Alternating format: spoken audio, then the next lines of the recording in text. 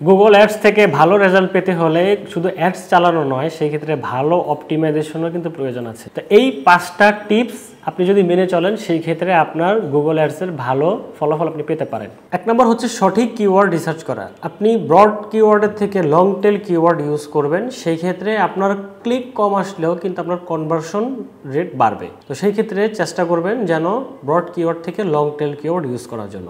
Second টিপ হচ্ছে negative keyword use করা। Negative keyword use করলে আপনার প্রোডাক্ট রিলেভেন্ট নয় এমন কিওয়ার্ড থেকে আপনি বেঁচে থাকতে পারবেন, সেই ক্ষেত্রে আপনার অ্যাড কস্ট অনেক কমে আসবে। থার্ড হচ্ছে অ্যাড কপি আকর্ষণীয় তৈরি করা, কারণ অ্যাড কপি আকর্ষণীয় তৈরি করলে আপনার পরিষ্কার একটা ইউজার বিহেভিয়ার আপনি আপনার কাস্টমারদের দিতে পারবেন। আপনি কি সার্ভিস দিচ্ছেন সেটাও আপনার কাস্টমার বুঝতে পারবে। সেই ক্ষেত্রেও কিন্তু আপনার কনভার্সন রেট এবং আপনার ক্লিক আগের তুলনায় অনেক বাড়বে। ল্যান্ডিং পেজ অপটিমাইজেশন করুন। অ্যাডে ক্লিক করার পর যদি ওয়েবসাইট লোড হতে দেরি হয় বা অপ্রাসঙ্গিক হয়, সেই ক্ষেত্রে কিন্তু কোনো কনভার্সন হবে না। তো কোনো কনভার্সন না হলে আপনার বাজেট নষ্ট হবে এবং আপনি আপনার ওই ফলাফলটা কিন্তু পাবেন না। তাই অবশ্যই আপনার ল্যান্ডিং পেজ অপটিমাইজেশন করা অবশ্যই জরুরি। 5 নম্বর পয়েন্ট হচ্ছে রেগুলার এ/বি টেস্ট করুন। বিভিন্ন অ্যাড ভেরিয়েন্ট তৈরি করুন এবং দেখুন কোন অ্যাড ভেরিয়েন্টটা আপনার ভালো পারফর্ম করে।